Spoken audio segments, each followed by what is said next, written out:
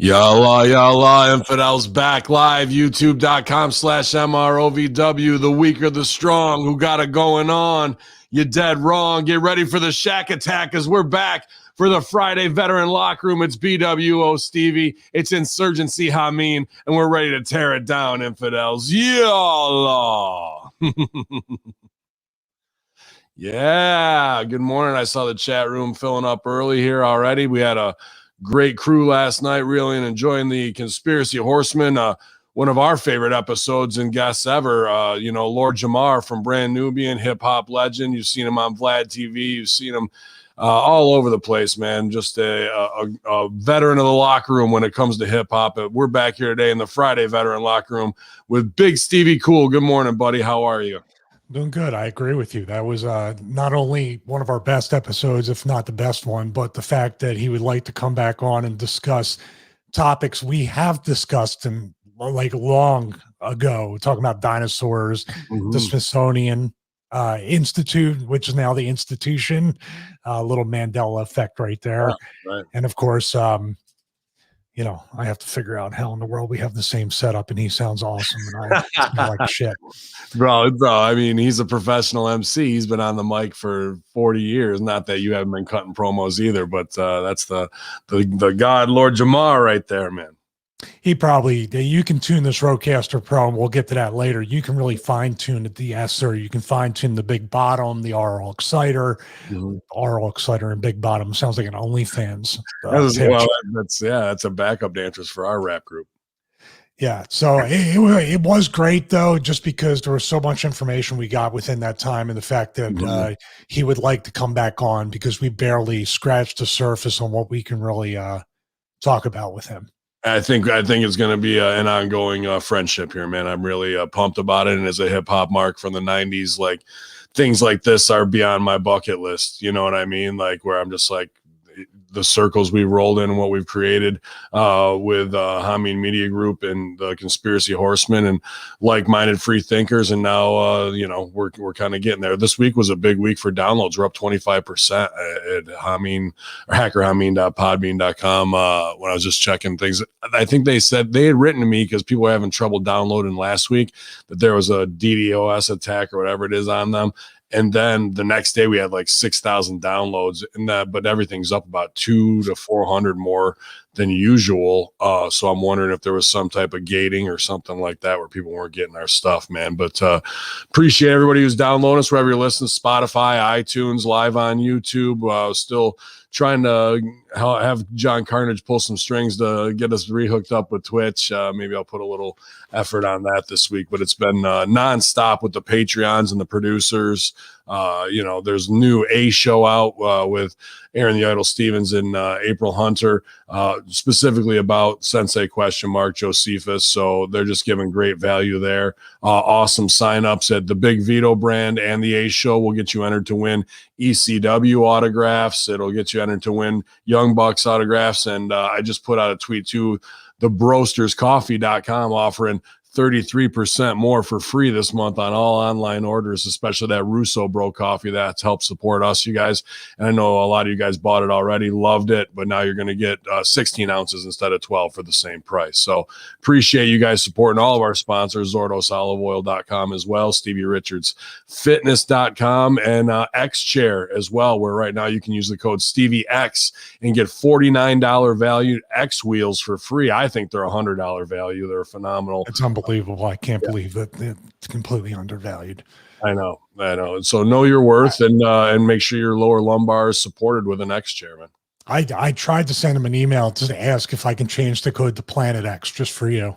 I like that. Yeah. Hey, last night we could have used Malcolm X if we wanted to, I guess, but they probably would have canceled it. Hoover will come back from the dead and put us on a list. Well, as long as he's wearing a negligee, I think that's the main thing. Is that something that you're pointing the finger and 5 more can point back at you? If you're somebody like Hoover, if you're somebody, I mean, we always start off with a little bit of conspiracy spilled over from Wednesday nights, but my God, man, you talk about the blatant hypocrisy of both sides or whatever side you want to, just humans in this kind of power structure and how they act. And now they're just not even, they're not even trying to hide it. It's not an era of social media or the information age, because we really have gone back to technically the stone ages of truthful information or any information we're allowed to consume. We're probably going to be somewhere on the list, somewhere within where they're going to eventually come for us and either shadow ban us further or outright just say you're deplatformed. So with that being said, they're still blatantly going out there, and people are finding the information that they're doing, do as I say, not as I do type shit. And of course, the stimulus bombs are being dropped all over the place overseas. That's why I call them now stimulus bombs. That stimulus bomb. So, and they don't give a fuck. And the people that really do continue to trust them. And what are we at the year anniversary of 15 days to flatten the curve? Shutdowns, lockdowns. You can't go to work. You can't make money. Help is on the way. Here's $1,200. That should get you through for the next 5 years, because the $2,000 check, and like I say, I'm in Georgia here. So I saw the campaign literature from Warnock and Ossoff that basically had a $2,000 check guaranteed to each and every person if they get elected the day after. Biden said the same thing. You will get a $2,000 check, which, by the way, $2,000 ain't going to do a fucking thing. $10,000 probably isn't going to do much either. Like you say, $20,000 or a UBI, if that's what you're talking about. True socialism, true helping the people out, or the government is your caretaker from cradle to grave. You're talking about a UBI. But now they won't even give you a $15 minimum wage. They said, we can't even do that. So what we call that in professional wrestling is getting worked. We all got worked. And I don't agree. It's not a matter of whether I agree or disagree with whatever I just said. The fact is, it was promised to you, and here's what you get. A kick in the ass, pretty much. And it's your fault. Here, right here. Just clap for that, you stupid bastard. Yeah, I will stay for the next 4 years, because I think that sound pad will be relevant for the next 4 years.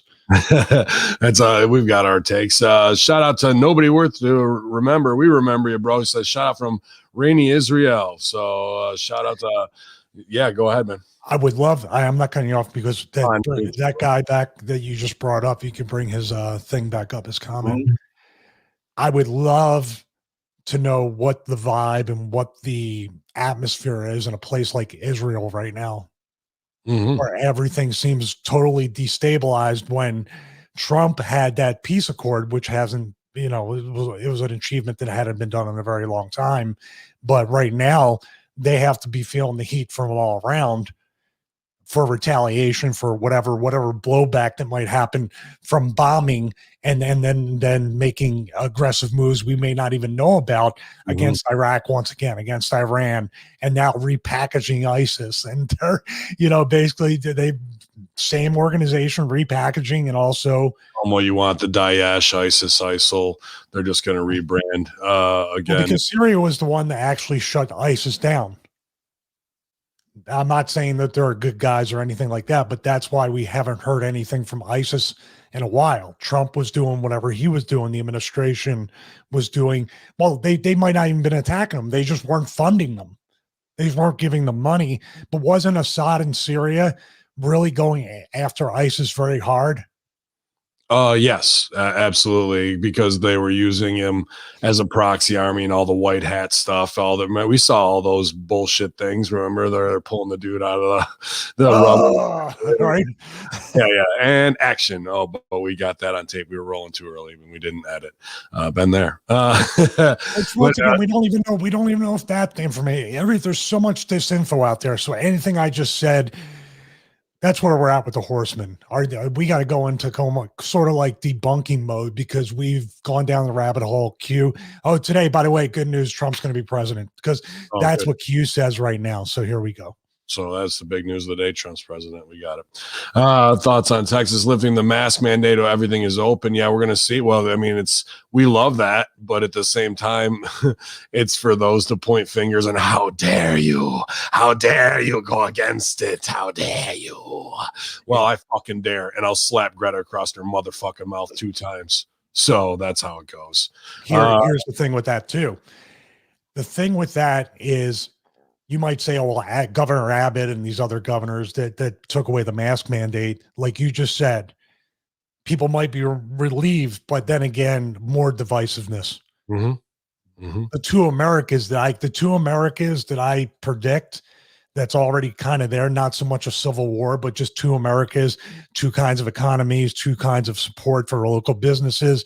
It's going to be more divisive than ever. And I believe there will be somewhat of a cold civil war. I don't think people are going to fight and shoot each other. I just think it's going to be constantly doing that, and with a flare up now and again. Yep. And crazy divisiveness. Looks like, things are status quo there in the Strip, but I don't know, man. You live in Israel. When I see things like Fauci getting $1 million cash prize, that's just the Kabbalists. They're all working together to do it. And when I see, the chosen people making lists of people who aren't vaccinated, so then police can come intimidate them into it. And then in Russia, they're actually kicking down doors and doing forced inoculations. Then that was out on. Yeah, I sent that. I don't know if I sent it in World Star, but there's footage of them as SWAT team, and then they inoculate the family in these ghettos. It's just that's where we are, and I just can't imagine any Jews ever wanting to be on a list again, and here they are doing it to themselves. Less than 100 years later, it's unbelievable. Well, 120 years later, unbelievable. So it's that's where we are in a dystopian future, and they're going to push back against it. The talk is just going to become too loud. They can't, they put the accelerator down too quickly, and it's going to crash. Oh man, but we're going to try and not crash today, as we've got all your wrestling headlines post AEW. SHAQ attack last night. Big SHAQ Diesel. We'll be talking about that on Light the Fuse this afternoon in depth with MSG and the Chris Silvio, hopefully joining us around 1 o'clock. We'll be back live here, so appreciate it. We're 32 strong right now already, Stevie. Shout out to Frank's Pickle Barrel Ass Rat Salad Review, Rachel Raines, which is the Kayfabe Wife account, Mike Roche, Hope Spot. I saw Amp Williams in the house. What up, big homie? Nobody worth remembering, like I said, checking in from lovely Israel, and Big J, Chris Mason, our own TikTok guy, and BR Talk, Hope Spot. Appreciate all you guys. Saw my man Brendan Doherty earlier too. Shout out to the homie posse associate Brendo, and Scott Woodford, Disco El Swayze, looking for those early morning hookups, and we might have some sexual news here. We'll get to it, man. But yeah, I had a great time last night. I really needed it. Those Horseman shows bring me back to a grounded place when I'm just, need to have some fun and hang out with my boys in the locker room. And I really enjoyed the shit out of it last night. Yeah, I finally came out of the fog of the concussion, so that's why I was kind of like talking a little bit more and getting in there. Of course, I don't think Lord Jamar knows my dry sense of humor at times. Not yet, but dude, I just, and I'm not trying to mark it, but I feel like there's going to be some kinship there. I actually went over to the Godcast afterwards, which I believe is comedian Godfrey's YouTube channel. And I'm a fan of his as well. I went and saw his stand up, and we talked for a while. He's a big woo guy, and he came through Second City, but he's really made his name in comedy in the last 5-10 years. And Lord Jamar left us to go over there, and then they had a chakra expert, and I'd say I'm not gonna. I watched for 5 minutes, so I can't really tell you. But is Godfrey the one that imitated Steve Harvey, and Steve Harvey got mad at him? Yes, I love him. And I'm hoping we can get him on too. Brilliant mind. Maybe we just tail Vlad TV, because a lot of the guests we talk the same, but Vlad is a little more hip hop based. But they were doing it's almost like black spirituality, like what they're trying to do there. You know what I mean? Together and push each other forward in a certain way. But they had a chakra doctor on, and they were doing some type of mantra and mind clearing exercise live on YouTube last night. So it was interesting for the little bit I got to watch, until I had to watch Tully Blanchard beat the shit out of fucking Marco Stunt. So there you go. I did see some clips from AEW this morning when I was doing cardio, so I can comment on those. Okay. I will say this: how are we in 2021? It's amazing that people from all different walks of life and people that have different musical taste and people that are different ages and even different colors can be on a podcast and talk and even agree to disagree and be fine with it. Oh, different religious beliefs, if any. How about that? Had no problem at the end with anybody. Nobody got offended. Everybody was cool. Yeah, 2 atheists, 2 Christians, and a Nation of Islam guy, and everybody's on the same page. You know what are you going to do? Like the most opposite ends of the spectrum with the most respect for each other as artists, what they've accomplished in their careers, and what we're saying as society trying to be divided. If that ain't the conspiracy horseman, bro, I don't know what is. You know? And goofing a little bit at the same time with the audio stuff and everything, and just being a little. I don't want to heat on him, but like I watch a lot of Vlad, and I'm a hip hop guy, and I could just tell. And then I'm not trying to shit on Lord Jamar here, but he definitely had his more proper, I don't know these guys yet face on, as opposed to being relaxed and being his hip hop persona. But once I tried to break the ice, so did you a couple of times, and once about 10 minutes in, you could see, all right, it's with the boys in the locker room, kind of, and it was that feel, Yeah, you went all modulated there for a second. But I got it. You basically said he let his guard down. And anytime you do it, we're the same way. If we get interviewed by people we don't know, and that's kind of why I don't really, besides the fact that I'm like Russo, I don't want to just keep reliving my career over and over. You know what I mean? Telling us, so what was it like to do this and that? And it's all cool and everything, but at the same time, you get that nervous, like, okay, is this going to be just straight up reading questions like the H3 podcast? The guy reads the questions from the laptop and just goes through no matter what your answer is? Or is it going to be a bunch of guys that can kind of just free flow and talk shit and then go and break it up with a little comedy, but still get the point home and let Lord Jamar talk? You know what I mean? That's a hard thing to mix up and have a good balance.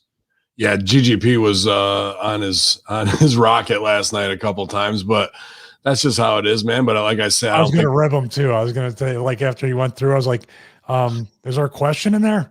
Yeah.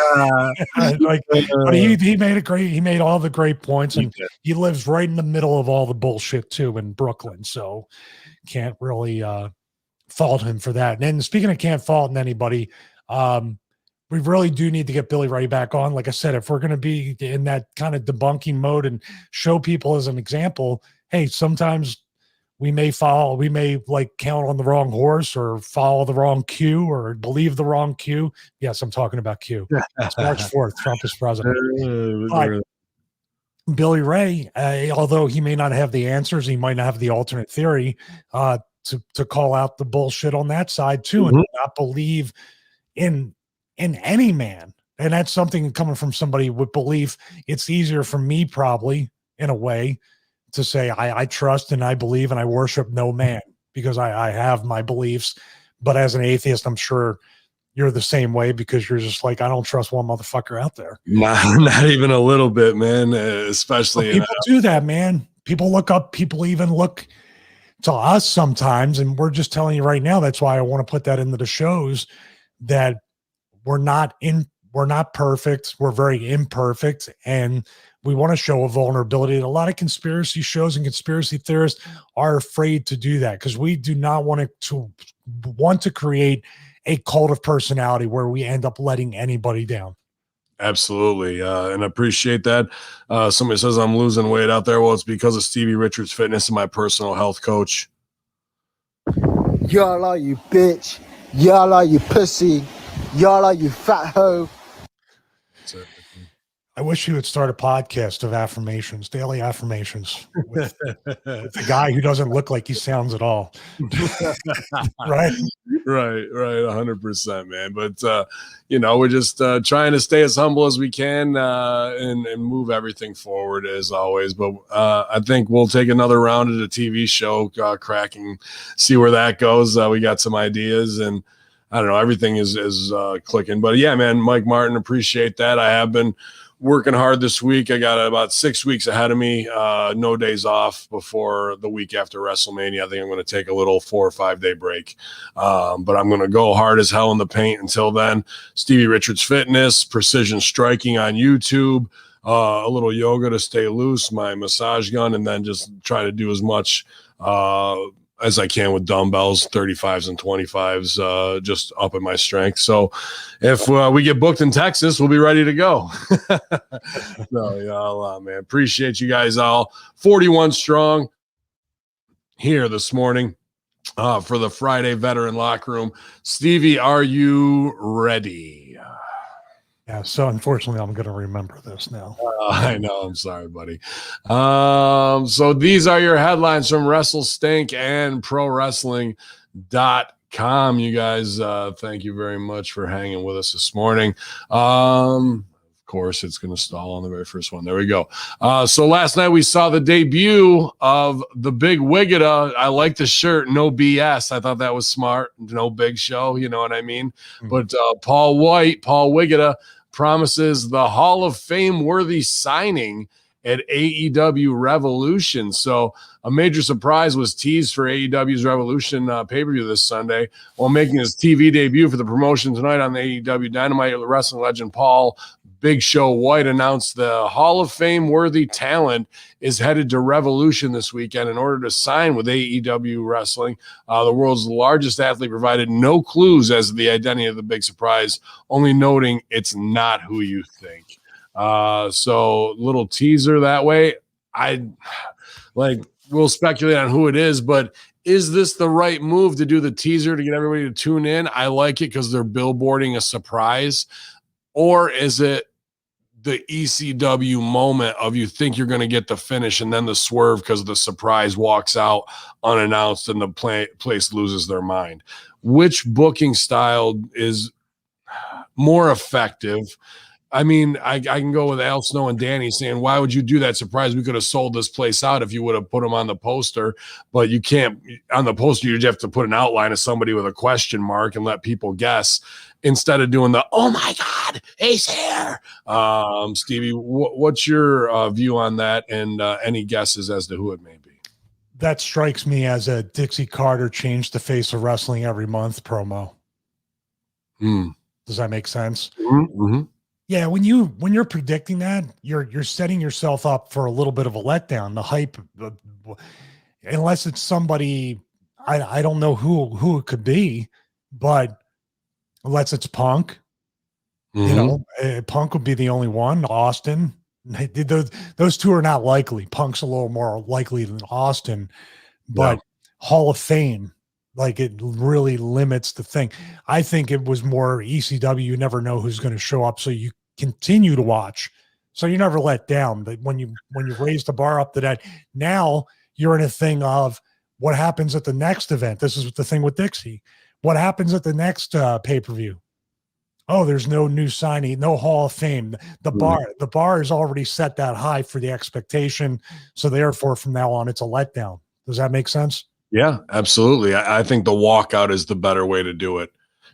All the setups of, ooh, look at us. But it does, from the booker and numbers standpoint, get people talking to tune in, because if it doesn't get stooged off, and we've got guesses in here from Ric Flair, Lita, Rob Van Dam, Brock Lesnar, we're talking, Hall of Fame.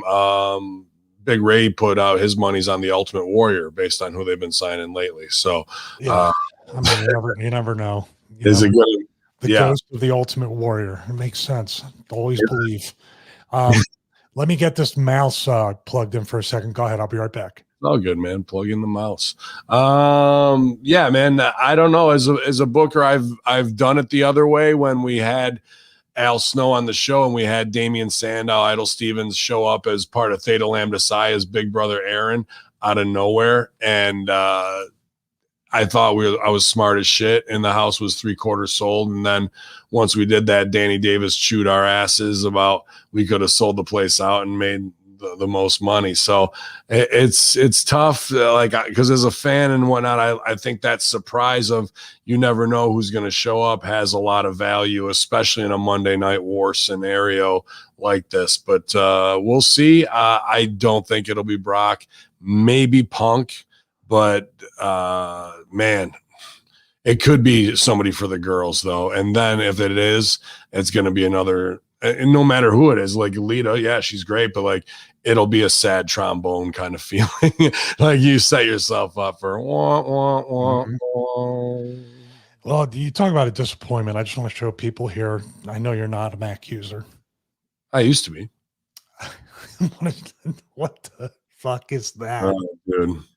That's yeah.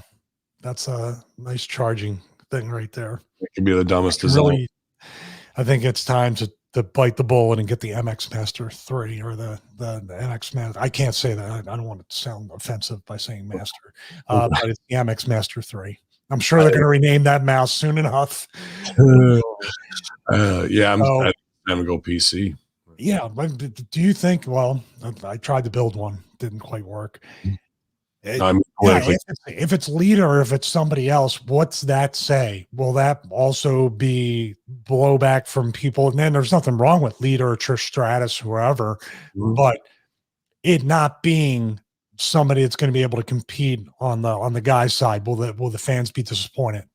Yeah, well, they're going to put it over regardless, but it's these teaser surprises or stooging off Paul White instead of having him walk out that I think was a mistake the week before, but we're doing it again. And he said Hall of Fame worthy, so it might not be somebody from the Hall of Fame. Could be you. Could be Meanie. It won't be me. I think our Tuesday podcast for Russo disqualifies us, and my power washing skills are not up to par. Well, we can work on that. But if the forbidden door is open, shouldn't Russo be possible as well? Here's a sad one this morning, and we'll put it over. But Jim Crockett Jr. passes away at age 76. I had heard that he wasn't well. Fortunately, it's been announced the legendary promoter Jim Crockett Jr. passed away this week at the age of 76. Crockett's reportedly been dealing with liver and kidney failure and has been in hospice care during the past few days. Robert Gibson first posted the news on his Facebook page.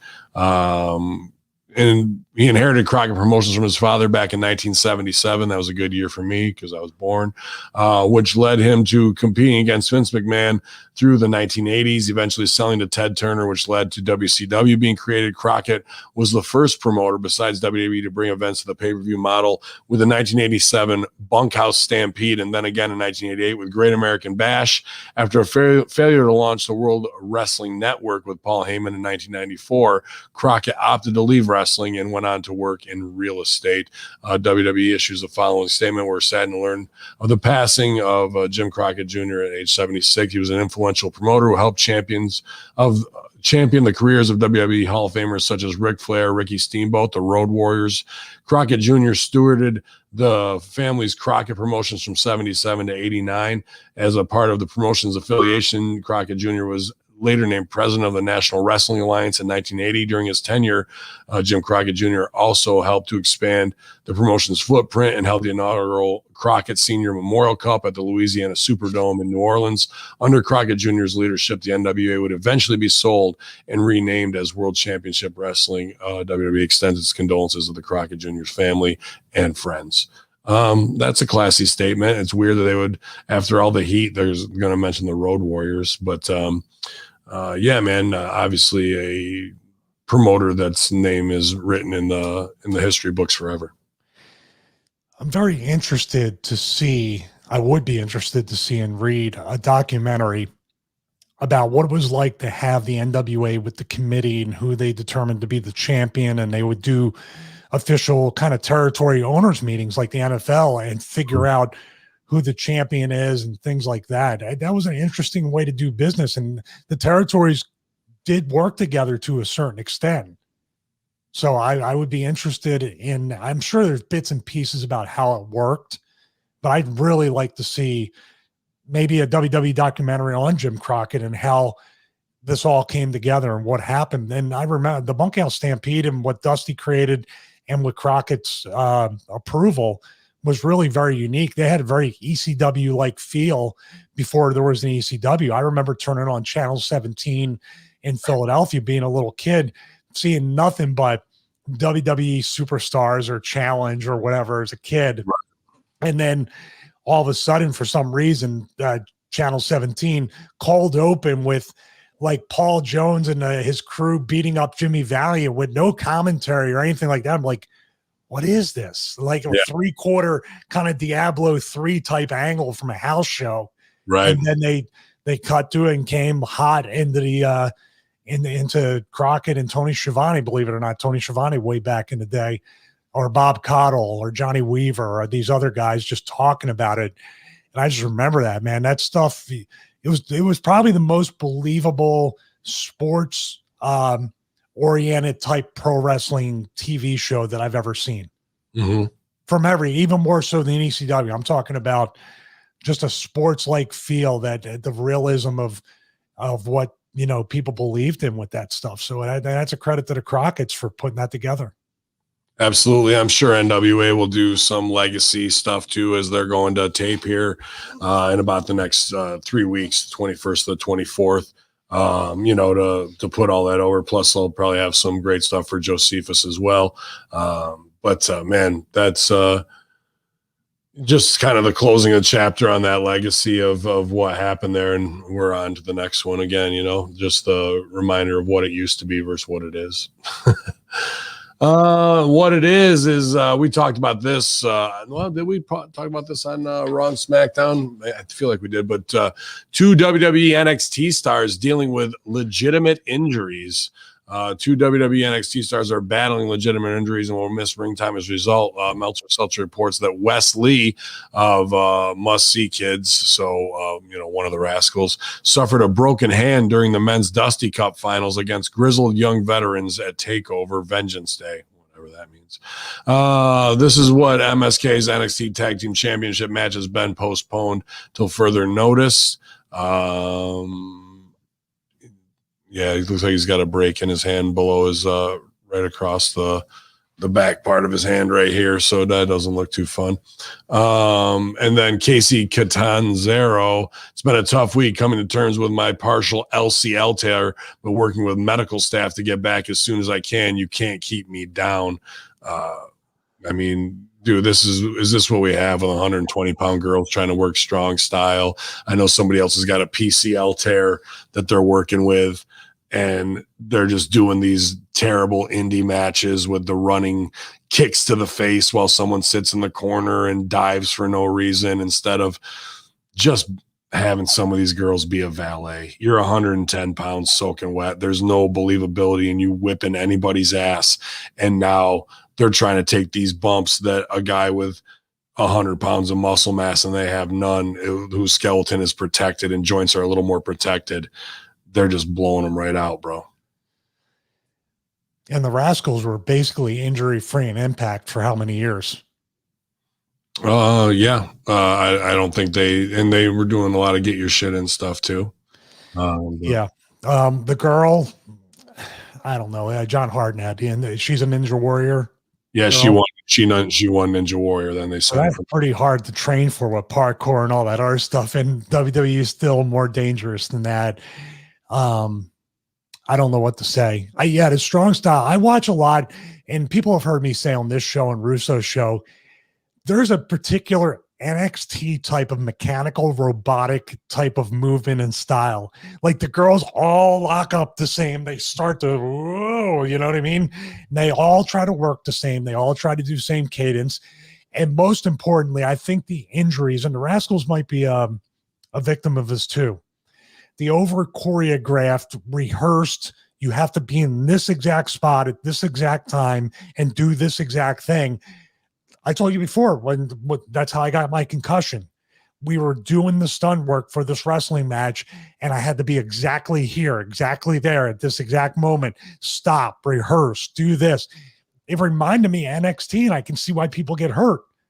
You either just do it or you don't do it. Like I cannot go to a mark. I just know I have 4 corners to work with. I'll find the camera, or the camera will find me. We'll figure it out. If it's not there, it's there, not there. If something comes up that's there that we didn't see, let's go with it. That is a lost not well, art, but I don't want to put myself. I don't want to put myself over that much. That's a lost way of thinking. Well, thinking in general is lost. You can't think anymore. Be here, do this, or else. And I think it is really like, oh my God, and break, concussion, all the above. You can walk them through it. That doesn't mean they're learning how to work. Ken Sorrell's got a good one from last night. The ambulance spot was so unrealistic. It made Tony Schiavone look stupid. I don't know if you caught this in highlights, but they do the SHAQ thing. SHAQ goes through the table, and then they stretcher him out, but they don't show it. They just show Big SHAQ in the fucking ambulance, giant size 22 fucking shoes. SHAQ attacked, and then Schiavone's doing whatever, and they go to pitch back to the ambulance. The ambulance is there, completely empty, and they're like, "Well, SHAQ was in there. I don't know, where is he? Where did he go?" Like SHAQ's, like they some don't Undertaker shit. Yeah, but I don't think it was supposed to be that. I think they were going to cut back, and they just SHAQ got up and left the ambulance, and they didn't know the cutback was coming. Man, it was fucking bad, dude. Well, they make Tony Schiavone look stupid every week in those Tony Khan promos too, wearing a shark hat and shark glasses. Of course, he's destroyed my childhood, so he's getting what he deserves. That's right. Let's see. Charlotte Flair, might have heard of her. She reveals she pitched a storyline with Andrade, Stevie. Shocker. Creative. Yeah. Charlotte has revealed that she pitched a potential real storyline with her real life boyfriend, Andrade. Flair and Andrade are a couple in real life, and WWE has brought in couples on screen throughout history, whether it be Edge and Lita, Triple H and Stephanie, or more recently Becky and Seth. During an interview with TV Insider, she said, I've actually pitched that. I would be very much open to that. I've done a lot in my career, but nobody has seen me in an on-camera relationship or in that light. I come across as cold on TV. Well, as opposed to how do you want to come across, lovey-dovey and fucking whatever, making out with a luchador? Like, and you know, crossover with AEW in that because he's in the family last night, because that story doesn't mean shit to me, and there's no teeth in anything with her and Andrade, and it's stupid. But her sister, right, is married to Conrad. Or engaged, or was, or is married? Okay, dude, they did a Q&A last night, which was another botch. They had the first kid get up there and ask a question, and the mic wasn't even on, so that was fucking cute. And then Bischoff asked one as well, further proving that he's on the TNT payroll, and shows up out of nowhere. But then Conrad gets up there and does the JR's barbecue thing, dude. And Conrad's always been a heavy dude, obviously obese, but dude, last night, it just looks like that we're on the borderline of something really, really bad happening. And I almost like 600-pound life TLC bad, like that bad, bro. Like he's pushing 5, probably above 4, pushing 5. I just was going to reach out maybe with the Stevie Richards Fitness PDFs or what have you, like we do business with him and we're in competition with him, and there's whatever that he wants to do on his side. But dude, we can't sit in the cut and be like, not have a solution and not offer it. That's just not us, Well, even though like Conrad may feel whatever way he feels about me or Russo or any of us associated with Russo, the offer is always out there for him. It was out there for Bruce or anybody else that wants me to help them. I'm not a complete expert, but I can pull you along as long as you do the work, I can put you, in the right direction and help you make smarter choices. And of course, the workouts are pretty much no impact, and you can do them at your level or whatever scale you want to do them on. There's only more than one wrestler in this world can help you get into shape. It's not just cornered by one person. So, but Conrad, maybe his whatever feelings or even being kind of a mark, might not think of a big enough star to know about health and fitness and nutrition. Not saying that's what he's thinking, but I've come across that before. Yeah. The value is anything. It's determined by where your spot on the card is. Mm-hmm. So, but he's got a father-in-law I'd say what you want about Flair. He was a cardio machine. He worked out. He knew what to do. And he was a heavy guy that lost a ton of weight. So that's a guy who could help you too. Yep. And he's just at that point where, though, you can see the metabolism shut down fully, and he's just got to be feeling it in a lot of different ways, emotionally and physically now. You know what I mean? So, yeah, I usually don't mention his name. You know, I try not to put it out there, and I'm not trying to down the guy for being out of shape, but I know what that feeling is like, and I've seen a lot of other guys go through that, and I just saw last night, I was like, oof, poor guy. Maybe the fact that he got made fun of live on TV will be the motivation that he needs. Yeah, calling him turkey tits, that'll be good. That'll be getting him out there. Maybe not, or he popped for it, and then it's whatever. Mm-hmm. Carlito, he's definitely in shape. He reveals that the Hurt Business had been throwing his name around backstage. Former Intercontinental Champion was one of the surprise competitors of the Rumble and competed in a tag team match along Jeff Hardy. MVP helped get that ball rolling. He said, speaking with Wrestle Stink, a couple of the boys have been talking backstage, like MVP, Shelton Benjamin, Lashley, and the Hurt Biz, guys who've always been throwing my name around in the back.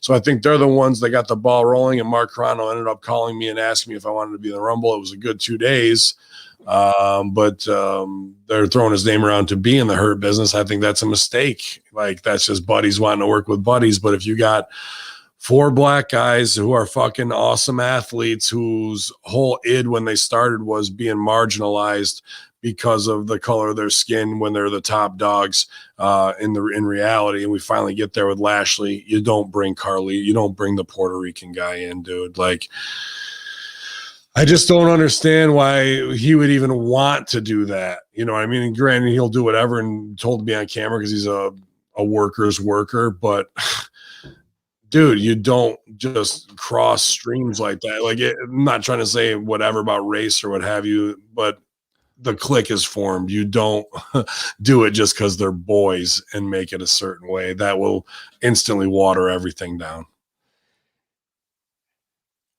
Well, let's bring up a different point. Why does Carlito need people to go to bat for him? Why does he need to get the ball rolling? Why does it take so long that you saw him at the Rumble, you saw him the next night, talk to the guy? This is that there was a game played, and this is the locker room, so I can say it, I don't care. There was a game played quite a while, and every year at the Rumble, there's that little game that's played with me here and there, little, oh, well, you know, you staying in shape and all this bullshit. But Glenn Kane had texted me, not even called me, and said, hey, Mark Carano wants you to call him. This is maybe 2 years ago, something like that. Okay. Give him a call, leave him a voicemail. Might be a little more than 2 years ago. And then basically left him a voicemail. So in my mind, I'm already like, shouldn't even have sold for it. Mark Carano talks to Glenn and tells me to call him again, which I'm like, fuck you, dude. Fuck that. Then that's kind of the game I think they're playing with Carlito and everybody else. Oh, Carlito, we'll talk to MVP. MVP will talk to Carlito. Carlito will try to contact Carano. Carano will tell Shelton to tell stop. Please fight. Your business is dying. Right. You have no time for this bullshit. Stop it. Please. Where does Ace figure into that equation? Johnny Ace? Yeah. I don't think he's figured it at all. I don't know what his spot is right now. Yeah. To corral the Bellas. Well, I'm going to tell you right now, Johnny was always good to me and always found work for him, whether we're going to developmental, doing other things, working house shows to get people ready. I'm not saying he would want the bat for me, but he, as talent relations, he found spots for me. Dreamer and I always had something to do when Johnny was head of talent relations. Now, did he handle everybody great? Did he handle our money? Like, did he give us the deals that we could have gotten? Probably not, but something's better than zero when you're at that particular point. Your entire career is basically has no credibility because you're doing jobs each and every week.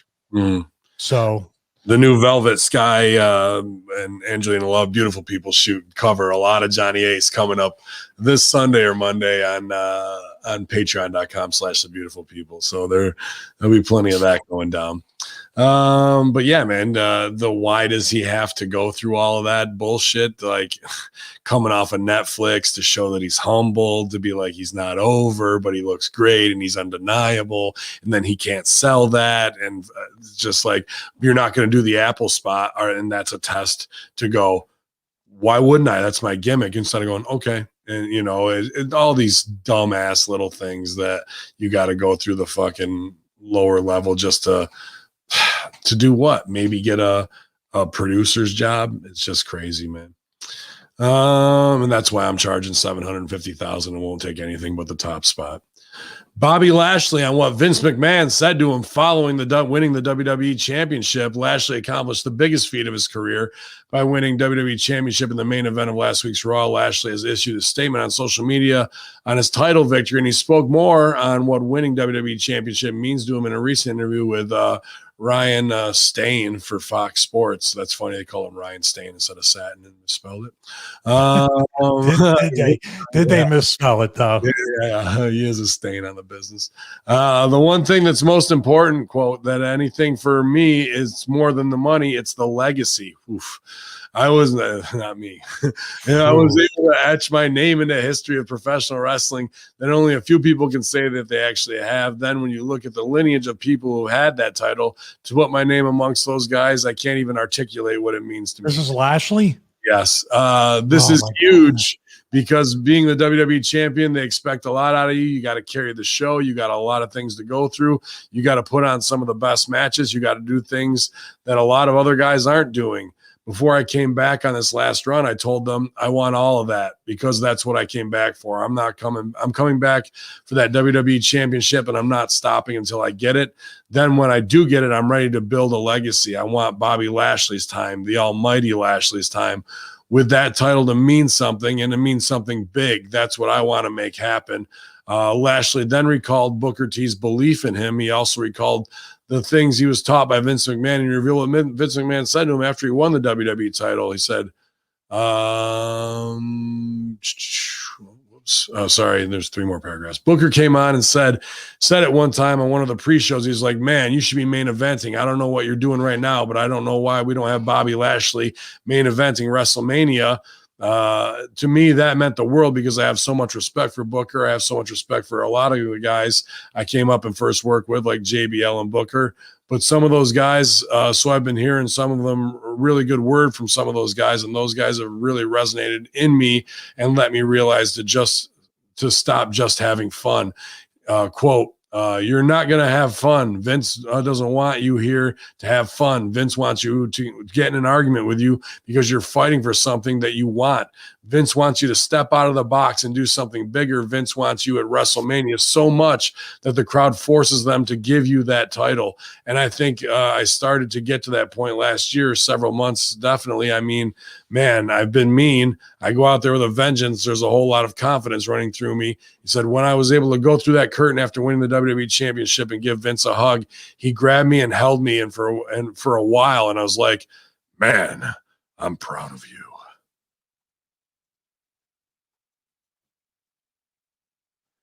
Ooh. Where's this interview? It was with, who's it with? That's on Wrestle Inc. What I just read. Let me see. Bring it back up. I'm assuming like Sports Illustrated or something. Hopefully some sports one and not just. It was to Ryan Stain on Fox Sports. Oh. I'll tell you what, knowing what I know now, what Vince would really respect even more than coming through that gorilla or through the curtain to the gorilla position and hugging Vince and Vince telling him proud of him. When Vince goes in for the hug, he pushes him away. He goes, "No, you took fucking long enough. You didn't do it during Black History Month, so fuck you." Throw the belt at him. Right? Real shit. Yeah, that's a lot more than like, God damn. Yeah, you want controversy and whatever. Like there it is, right there. Our own John Hartnett, American Top Team, Colby Covington's guru, and a guy who's had his ass kicked by Bobby Lashley many times on the Impact in one of the best feuds down there when they were showing up with American Top Team and on the same squad. good stuff, man, from Hartnett there. So he knows real close, and he's happy to see him win it too. I am too. Bobby was always cool to me in every interaction we had, whether it was OVW or at Impact, doing our thing, man. But how many years and tens of millions of dollars they lost by not doing it right out of Impact, right? And just saying we're going to bury him because he's from Impact. And now here you are doing the same exact thing now that they had him doing at Impact. Mm-hmm. You're just, somebody said it in the comments, petty, just petty. Yep. And still, he's got to be like, how about the legacy versus the money, Stevie? I mean, he might just be doing that to work, you know what I mean? And Satin's a fucking goof anyway, but, that to me, I don't know, not like I'm ever going to be WWE champ anyway, but like, is that like every real worker would be like, what? You're marking for the fucking belt and legacy as opposed Hart did that. He was the $300,000 champion. That's what Kevin Nash and the guys called him. Here's what I would have done too. I would have thrown a belt at him if I was at this point of Lashley. Mm-hmm. And I would have bent over and showed him my ass and I go, remember you made me do this fucking shit? Yeah. And then just walked away. Tweet. Mm-hmm. And then like use the girl as an obstacle course and run away. Yeah. Dude, that's the kind of stuff like, what is he going to do there? He's going to take the belt off you. If you legitimately said, it's about goddamn time, and this motherfucker wouldn't put the belt on me during Black History Month, little too late. Mm-hmm. I'm here to tell the truth about this and take this company where it needs to be. They take the belt off you the next week, class action lawsuit, racial discrimination lawsuit. Why not, man? But I'm just saying that's one way to go, because these guys aren't, like you said, what's going to kick them out of this really shitty thinking that they don't do right by the talent? What's going to do it except fear, as you say, most times? Yeah, pretty much, dude. Fear and take their money. Fear and taking money. Yeah. Well, somebody who's on his way out of what he thought he was coming back to the ring in the New Japan podcast, Super J podcast, first reporting Marty Scurll will not be appearing at NJPW Strong or any New Japan shows in the near future, based on the speaking out movement and whatnot. And he was laying low, whatever the accusations were, and not really nearly of what we've seen of other people, but he's caught up in the storm here. And then there was this charity show that Joey Ryan was booked on, along with AEW stars.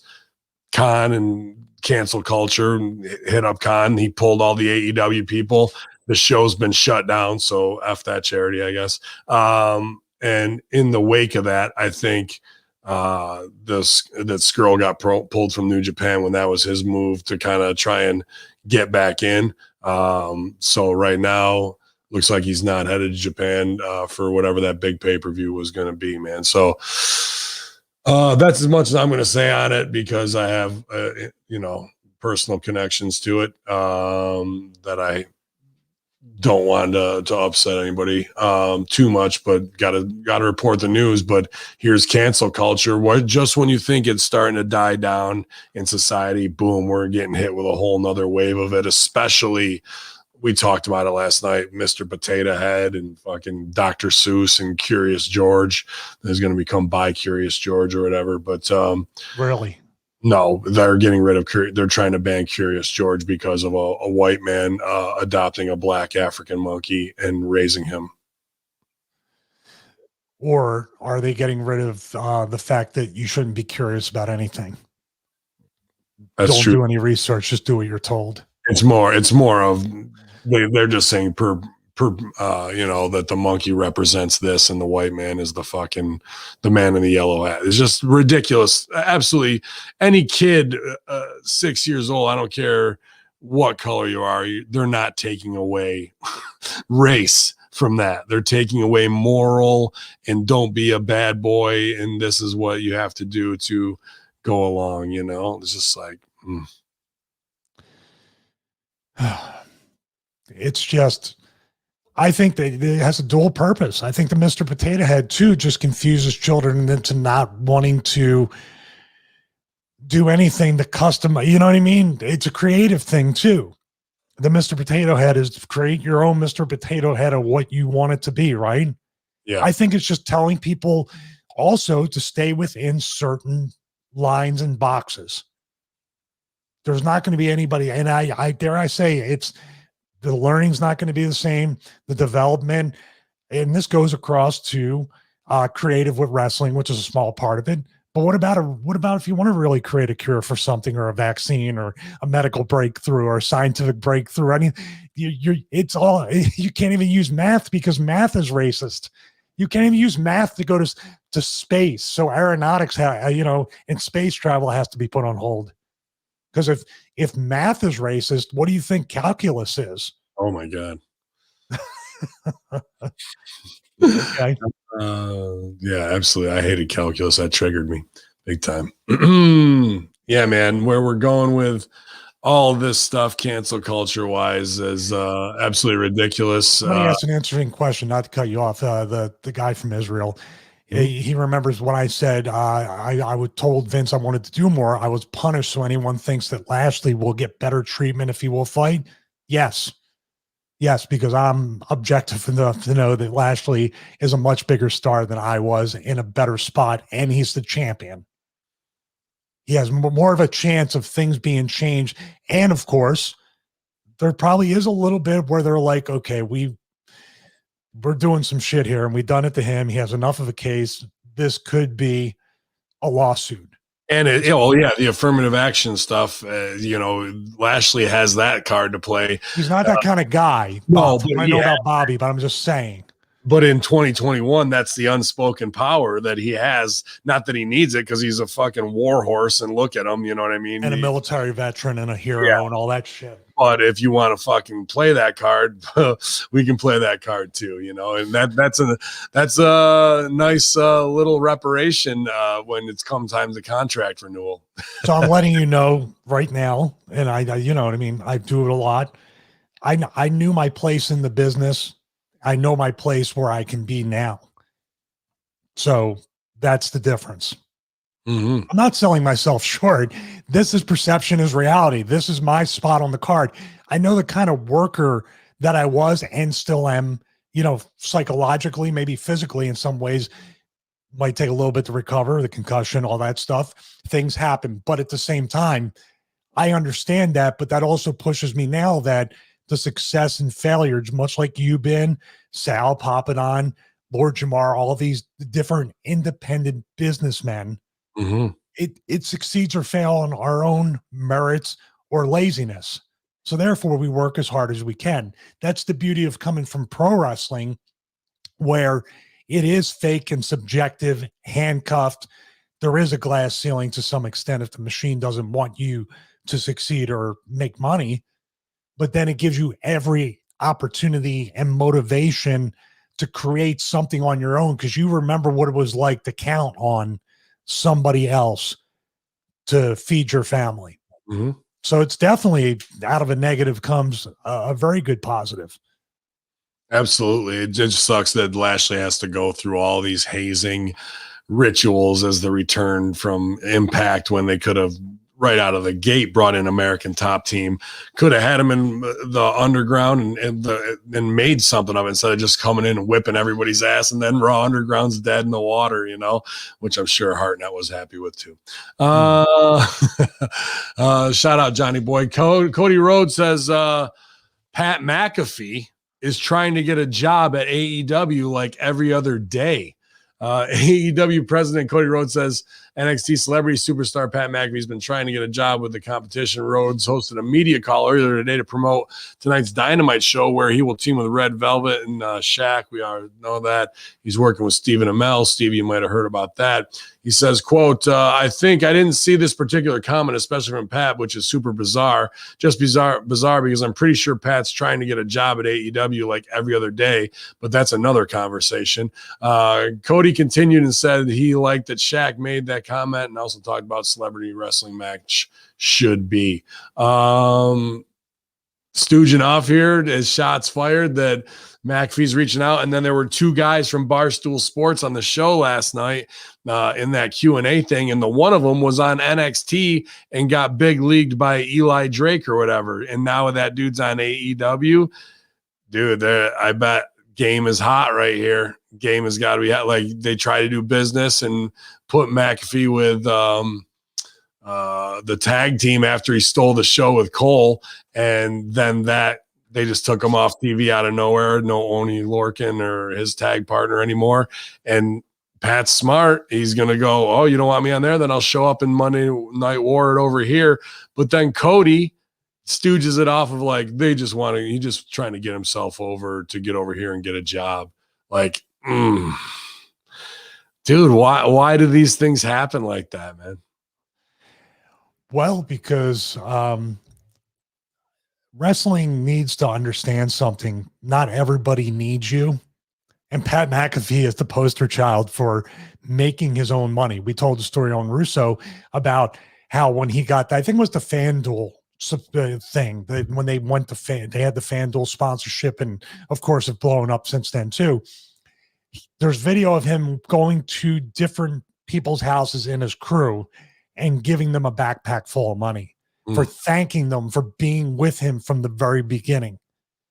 I've said it before on this show. Pat McAfee, you are wasting your time with pro wrestling. You are the next. I believe Pat McAfee will eventually be a commentator on Monday Night Football, if not some major thing, because he adds an element of entertainment. He's very disarming. He interviews people very well. Late night talk show host, if you wanted to, on prime time. He could be, but I think within the foot. I mean, Tony Romo gets $18 to $20 million a year to commentate for CBS. That's Pat McAfee's future. Okay. And doing exactly what he's doing in his wheelhouse that he likes while being entertaining. He doesn't have to be a comedian all the time or an interviewer all the time, much like he tries to do other people like the Kimmels and I think that's dead anyway, that late night talk show stuff.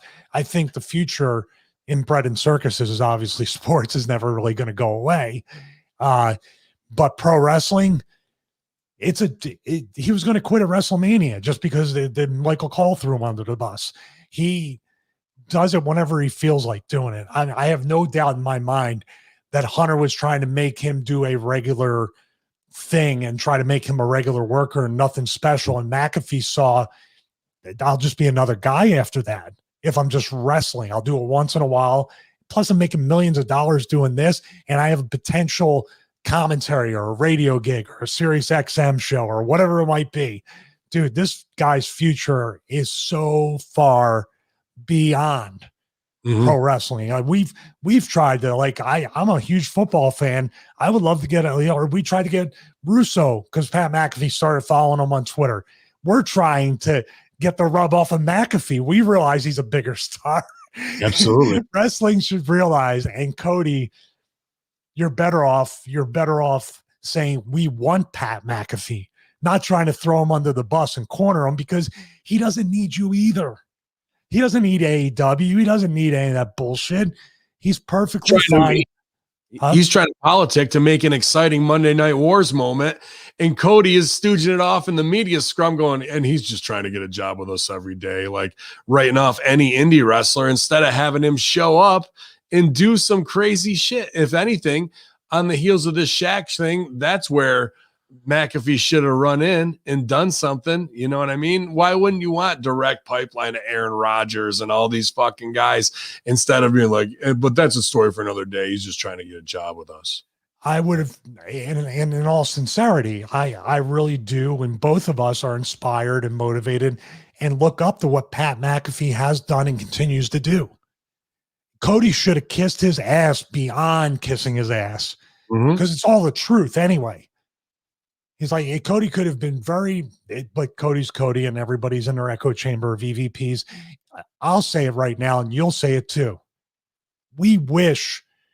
we had the opportunity to see how Pat McAfee has branded himself and the blueprint for how he got to where halfway to where he is now. And we will take that and follow it to a T. If Cody had said that, this guy is amazing, look at what he's done, I wish I could brand myself half as good as Pat McAfee. You don't think Pat McAfee would be like, wow, that was super cool? Mm-hmm. And then reach and out have him on his show and give Cody that exposure. Like it's just little throwaway things like that. I'm like, wow, how are we missing on this type of stuff, man? Every single time. These are baby faces too, by the way. Cody's a baby face talking like whatever. Yeah. Dude, Man. when you start feeling yourself a little bit too much, that's when it starts back down. That's it, dude. And I don't think they were feeling themselves too much this week. I liked the show, but Impact garners the worst audience for a first run show in months. Tuesday night's edition of Impact featuring Knockouts champ Deonna Purrazzo in a tag match with Kiera Hogan and Triple Grace, Jordan Grace, in a triple threat main event. Drew 134,000 viewers on Access TV. Showbuzz Daily it said drew 0.03 rating in the key 18 to 49. These numbers are down from last week's episode, which drew 170,000. So that's a big drop for them, dude. 21.18% from last week. That can't. Oh, and even in here, Curse of Oak Island on History Channel topped the night in the cable top 150 with a 0.52 rating in the 18 to 49 demo, drawing 2.897 million viewers. Tucky Carlson on Fox News topped the night in viewership with 3.45 million viewers, ranking number 8. So Stevie, digging in a hole in the ground, did 28 times what Impact did. I visited Oak Island recently.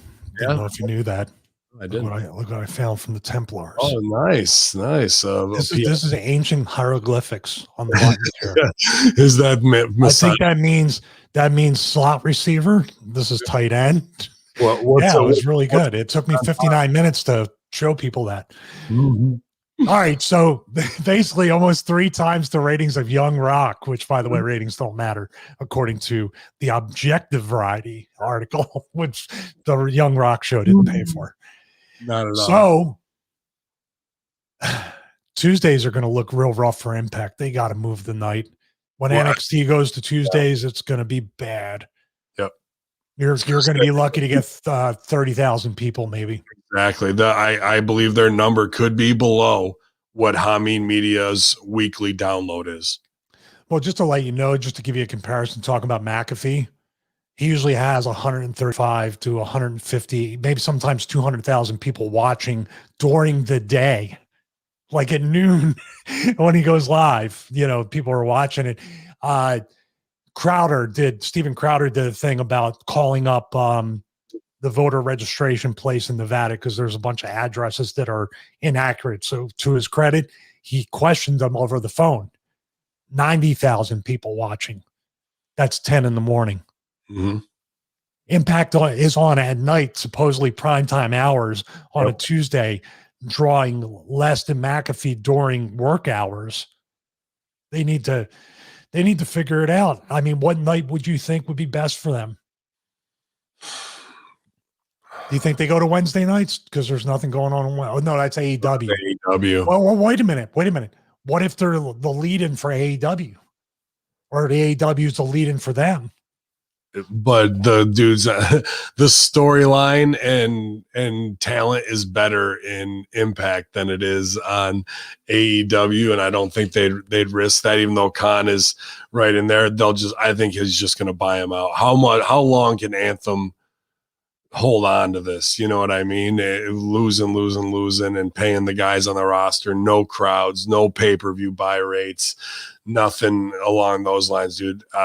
We've seen Impact be that's it for them, and then they crawl out and brush themselves off and keep going forward. But this could be it for them, especially with the NXT shot, because you know, the Art of War, if that's an alliance between AEW and them, and you can go in and kill one of the allies, that's the move, especially if you're using the weapon where people think it's a third brand, but it's just a wrestling school and you can use it to weaponize it that way. Yeah. Lead-ins are very important. That's why SmackDown drew that number with the lead-in from the NFL. You're not going to get that kind of viewership, but still, and if Khan is going to buy them, he can still keep them as TNA Impact as the lead-in or the afterwards. Because, dude, if he buys them and he has another hour. How many hours? I saw AEW Dark. It was 2 hours of constant matches. I mean, I fast forward through most of them, but I'm like, wow, this is the school show now. This is Cody's school, and his students are getting matches on Dark. You gotta bring your power washing skills up the par, man. Those two girls in the tag match, they must be freaking power washers. Yeah, better than Justin French, man. Oh, you could eat off that fucking driveway. I was gonna say, what kind of pressure washing is Justin French do? I haven't seen him on AEW. No, not yet. But we'll see how he does it. I mean, you got to make sure your dues are paid as well. Do you want to tell the joke? I mean, it's such an inside thing that Russo started. There's guys that have come from different places around the country, and guys with experience that are making money within the business, and they come in and they're supposedly paying dues by pressure washing the Performance Center, DDP Yoga Performance Center in Smyrna, where they edit and do all where the SHAQ got the word thrown on them. That's all done at Page's studio where the yoga was. That they have to do these things and jump through these hoops when these guys are actually had a hell of a business model on their own, or they had a brand or a gimmick. I feel bad for them because it's not going to have that for one dark match, which hasn't happened for these guys yet, as far as I know. And they're paying really double what wrestling dues are for a year, even with inflation, to get that. Like, they're getting worked for that. Workers are getting worked for double. Guys who are already on the road and on the indies are now back to wrestling. Guys that have been on TV. Pressure washing, and to possibly get the opportunity in 3 months to get a dark match on AEW Dark. That's what's going on down there right now. And people have no idea. And that's why, I mean, not that Jade Cargill isn't a property, but how about the kid who lost 29-0 and he's proud to be in the Nightmare family and wins the first night, and like that, all of those students, anybody with that brand in there, is not that they're not getting an education from QT, Cody and Dustin and Arn possibly, and Brandy, wrestling education, but there are people there who already knew it, and now they're being worked in order to get worked, and they know it, and they're openly doing it and living in a split mind control type of way, man. It's crazy. When Russo or myself or anybody tries to attempt to smarten them up in any way, not say like, yeah, do what you got to do, but remember, you have other things you need to worry about, and it's a cult. It's like a cult, man. It's really unbelievable. You still pay the 45. Wait, you still pay. You got to power wash with the 4,500 too. Yeah, that's the 4,500 is a deposit on the privilege to power wash to show that you'll do whatever you want to do, to then get to go job out to Peter Avalon on Dark. Oh shit. WWE Hall of Famer and others praise SHAQ for going through a table on AEW Dynamite. Looks like Foley popped for it. Huge props to SHAQ for taking the big bump. Cody even tweets, hope SHAQ is okay. Absolute respect. What? DDP tweets, good God. Pat McAfee, SHAQ killed it. So he's, doing his thing. SHAQ got thrown through a table, says NBA on TNT. I was hoping there would be a good rib from Barkley in there, but nothing yet. So I'm looking. Your fat ass won through a table. That was terrible. Oh, hey man. My fault, man. That wasn't too bad. Dude, I got to give it to SHAQ though. Yeah. Except for his chops. Like, I wanted him to lay it in there. He's holding his hand up. Like, lay that fucking shit in, Shaq. You got your time to slap some and chop some meat there. You got to fucking lay it in on Cody, because one real Shaq chop, Cody could have sold that and been on his knees doing the Ric Flair super pain cell. You know what I mean? It would have been believable, but instead it was just, but that table bump was dope. Well, you made a point. I think when did you send it in chat or something like that? I saw it. He took a power bomb, which looked really good. Cody did, and then he just punched him in the face or poked him in the eye and got up. There was some mistakes. That tag match too, dude. The one girl, and she had to be Nightmare Family girl, I guess. The girl with the red velvet. Dude, she reverses to figure four and looks at the camera. Yeah. She dives on everybody, which nobody caught her. She landed on her feet, thank God, and looks at the camera. But during the reversal, she's breaking that fourth wall at least 3 or 4 times during the clip I saw. I'm like, why is she looking in the camera? And this is Jade Cargill's first match on TV there too, and like she hits the finish, no idea where ring positioning, has to turn around to look at the camera during the pin, and they have to cut to the other side floor cam instead of staying on hard cam.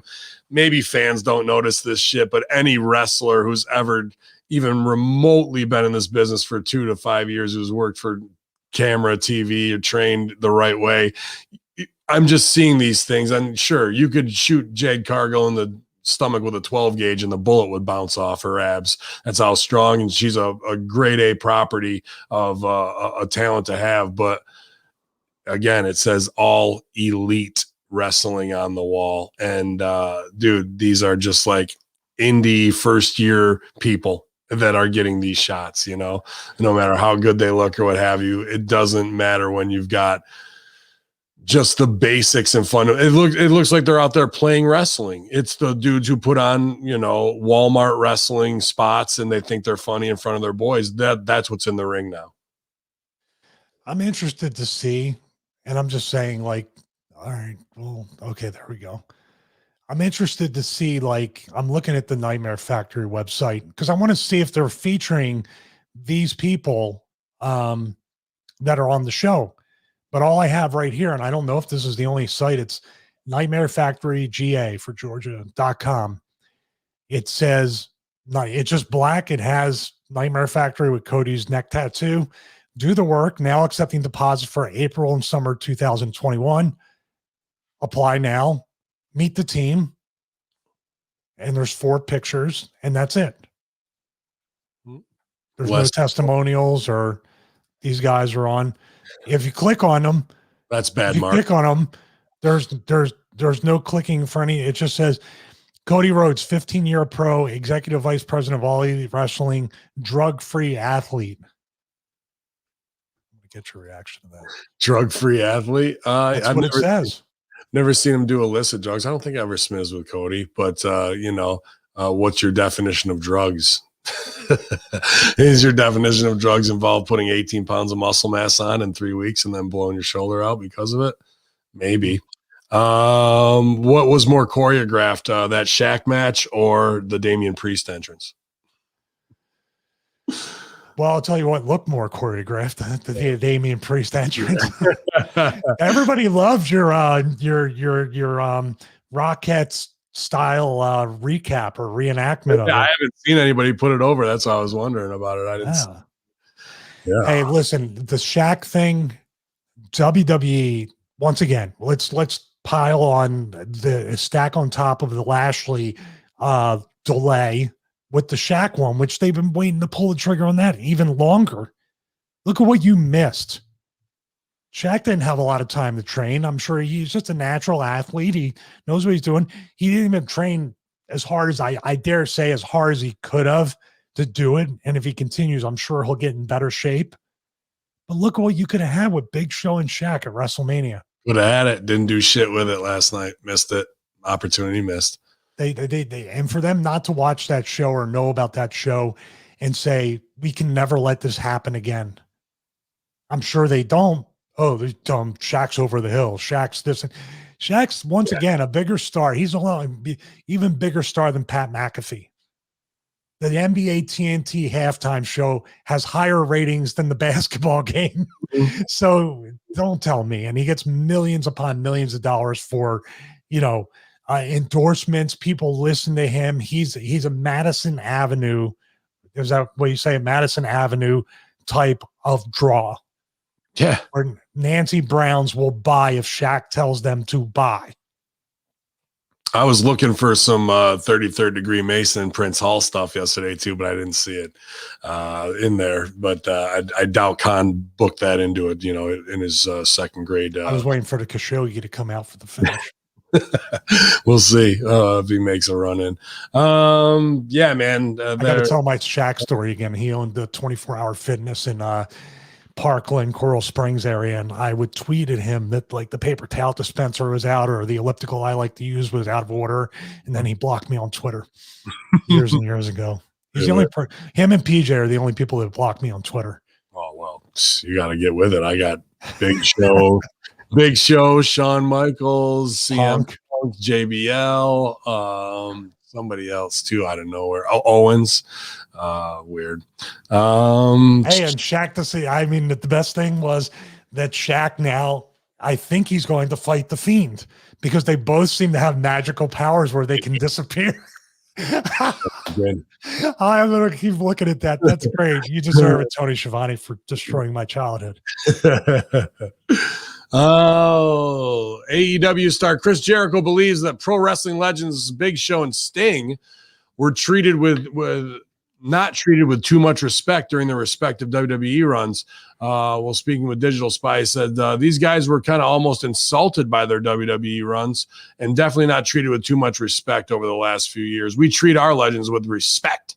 We don't make jokes out of them, and WWE is notorious for that, whether it's Sting, Paul White, Tully Blanchard, Arn Anderson, Jake Roberts, Dustin Rhodes, throw in Chris Jericho. We know how to treat our legendary performers with respect and make them look great and make them all worthy of being in AEW. If they aren't worthy of being in AEW, why would they be there? That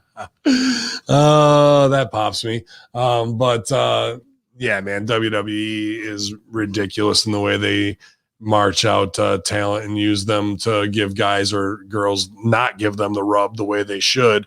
But AEW does it in a completely marked WCW 95 kind of way that is cringeworthy in itself, kind of, and what they've done with a Jake Roberts and having him do stuff I don't think is using him to his potential, having Nyla Rose bump fucking Vicky Guerrero on the outside, not smart either. And with Dustin, I don't think they've even come close to getting max value out of Dustin Rhodes to where it is. But Jericho does have a point in the way that, especially we saw Big Show get berated by Randy Orton and get no reciprocity. And then Sting has to fight fucking Legend Killer and get his ass kicked and be hurt. So, or not what Legend happened with the Sting stuff last night? Did they have that match last night, or is that this Sunday? Oh, that's this Sunday. I don't know. See, that's the thing. It's all kind of saturated together. I thought it was on Dark. He didn't power The wash. newest Nightmare family member versus Sting. Yeah. This person paid $20,000 to go to school. Oh, Hey, it's a great business model. I love it. I know. John Silver says that being an extra in WWE means nothing unless you're 6'6" and jacked. John Silver has been teaming with Alex Reynolds for nearly a decade, and they performed in various promotions, Evolve, CZW, including WWE, and is now part of the Dark Order. He said a bunch of shit, but pretty much that. This goes on and on with a bunch of shit I don't want to read. But I not that I take issue with that, but that's bullshit to me. Ellsworth was an extra, and sure, he looks a certain way. Colin Delaney was an extra, and he got over, and neither of those guys are 6'6" and jacked. It's about character. It's about doing the job they want you to do and using that to get to a certain point where they might put you in something and whatnot. So I think that he has the ability to be the Marco Stunt of WWE if he wanted to be, but that's just an easy cop out. And again, the guy's got tons of charisma. He's a little jacked Popeye dude, and he can get things over, but he is one of the main, aside from Brody's passing, he is one of the main reasons why Dark Order is not over and is a rib, because it's more important to him on being the elite to go into business for himself, to do funny bits instead of being part of a cult and supporting and finding out what his role is in that and creating something awesome. It was better to put on little stupid cowboy hats and do funny fucking bits. So now the Dark Order doesn't mean shit when they actually, after Brody's passing, could have been even more cult-like, but we're back to Johnny Hungy and all these fucking stupid ass things that we'll never get over. And he's just going to be half rib. But I disagree with the statement that extras can't get over in WWE and get a contract, because they can. And especially the ones who have are usually guys who are small and whatnot, to be honest with you. A spot is a spot, and if you're not there, and if you think there's you got a 50-50 shot every time you go there of doing something, you know, so you take what you can, and it's mostly how you conduct yourself backstage too that really does matter. You're going to get tested in certain ways, and especially as an extra. With John Silver, this was the interesting thing when I was thinking about the Dark Order stuff after Brody passed. They really could have had hero cult-like worship to him as a figure who's not there anymore. They do that with a lot of cult leaders. They could have went so many different ways and said, there could even been like, I'm getting a message from Cody, and someone else is saying that there's a power strike. There could have been so many cool things to keep his name alive within that. And they just kind of split it off. Kid comes out, kid goes on commentary on Dark. That's all we're going to do. Yep.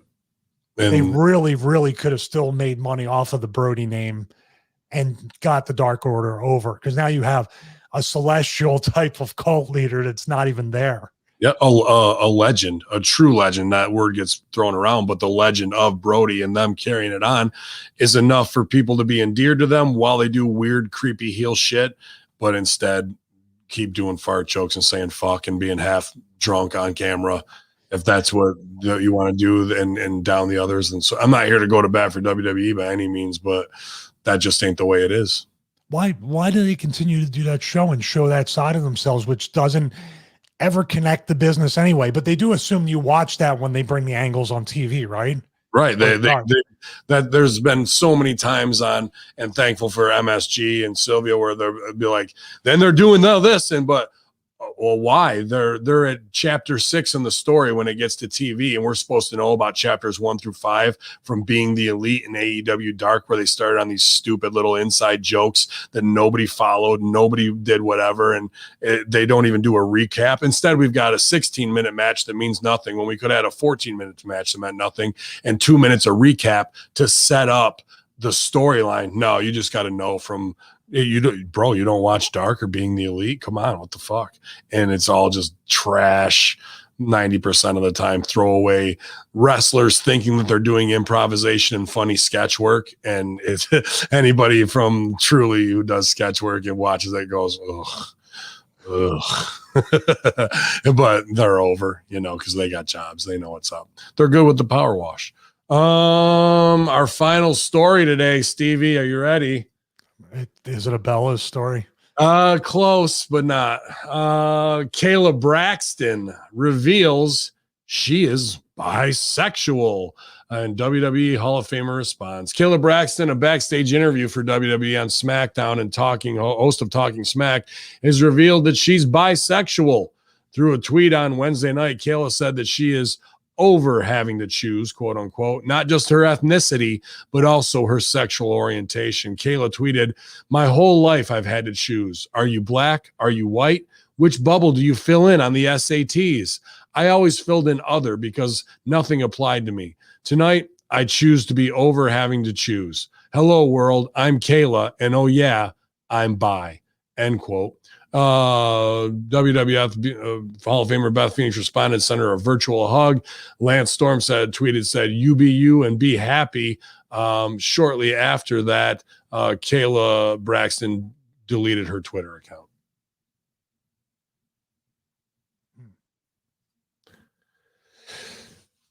You are tired of having to choose. You want to be proud of whatever you are with a, dual or multiple heritage, and you're putting out the big statement, and you want to come out of the closet and you're proud about it, and then you delete your Twitter account, then makes it look like you're embarrassed and doesn't go to bat for whatever LGBTQ community that you've been in the closet for, because you don't want to deal with any of the blowback.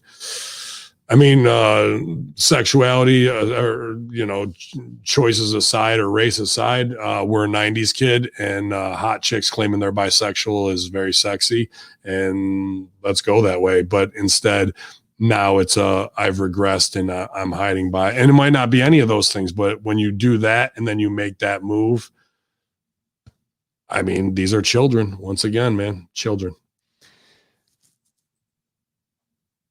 Well, here's my question about it. What prompted it, and what are you going to do? Well, you told me what she did, but what I'm saying, what are you going to do to be that voice? Like, you're going to have to take up, obviously, people disagreeing with that or people judging you for that. But also the bigger picture, like you said, is if you're going to do that, you have a platform with WWE and interviewing. And you also have to be careful because Vince sees that as Carney P.T. Barnum. Let's do an angle out of it, which could be the worst thing ever. Let's do a reenactment of the Page video. But this time, bringing a hot lesbian action with Bischoff again. That's all. That's all men sees. It'll be, instead of Woods and the ref, Beef Wellington, it'll be Paige, it'll be Kayla, Sonya Deville, and Liv Morgan in a 3-way sex tape leak.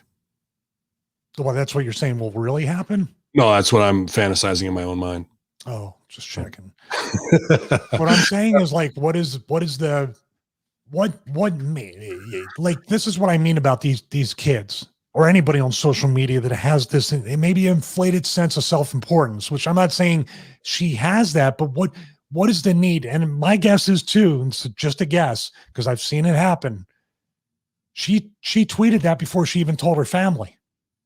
That's how she told her family, maybe, who knows? But that's the disease of social media. Now, if you're going to do that, here's the call to action, at least in my opinion, and I think you would agree. I'm here for anybody that has the same fears that I had before today, or the same whatever. I want to be a voice, and I want to be a person to help support the community that supports this lifestyle. Mm-hmm. Isn't that kind of the play? That's for you to become a star and bring in that LGBTQ fucking marketing, everything from, and especially on Stephanie McMahon and her should have been on TV together or on somewhere together talking about this. Way easier to digest too when you've got hot Kayla Braxton, hot Liv Morgan, Sonya Deville, Mandy Rose. All 4 of them, 3 out of 4 claim to be bisexual. The other one straight up lesbian. That's a lot easier for the world to digest, thinking about all them scissoring together instead of Lars Sullivan being leaked of doing gay porn and screaming into the camera, right? Like some weird jailhouse rape shit going on. Like, that was and Darren Young would have been great as well during that time. But what's that guy thinking now? Like, he could have been, that kind of just fizzled out to where it never got acknowledged. Right. Here's the thing. Someone said, Frank in the chat said, who cares? And that's what it is. Not in a mean way, but it's your business. And who cares? If you want to put it out, that's cool, but who cares? And nobody cares about the whatever you want to do in your bedroom. Who cares? Vince and Stephanie McMahon. You know why? Because the fucking LGBTQ thing is a marketing ploy now. whether whatever brand it is, Oreo cookies, M&Ms, to whatever, is fucking is in the Fortune 500 catalog as here is what it is. And if Steph is going to all these things where she's getting awards, she knows that too. And that is their opportunity to draw in an audience that has the most expendable amount of money, because gay couples or gay individuals are usually highly educated and have well-paying jobs, and they usually don't have kids compared to other. This has been the statistics up until, I'm sure it's changing as gay marriage becomes more across the board. But then that means they're going to spend money on you, and they have a cause, and you're attractive and sex sells. So you would get every fucking butch lesbian possible that would possibly start watching wrestling because they know there's bisexual girls on there. They might want them for eye candy reasons, but they're just happy that their community is being promoted in a way that's normalizing it. So we're missing on bringing in a micro demographic that is very supportive with an expendable income, and following a trend that's across the board corporately, where we've come so close to it with Baylor Club for everybody. And then he doesn't want to play ball, gets sent to NXT, gets married on the sly. And when have we heard from him again? You know what I mean? Here it is again, presenting itself, but instead it's, hey, I'm gay. Turn off Twitter. Like, okay, everybody's stupid. Everybody's you're more, you have more of a, from being in the Chicago scene and the comedy scene and the performance scene, you have growing more up in theater, and it's a song and dance. But I'm saying, you've known more people throughout your life with this walk of life. Mm-hmm. Will she and I don't know how it works, I'm just asking, by saying she's bisexual, will the gay community will they ostracize her because she's not purely gay? You see what I mean? Like, they can be like, well, you still like men, so therefore, you're not one of us. There's a lot of, it's a minefield.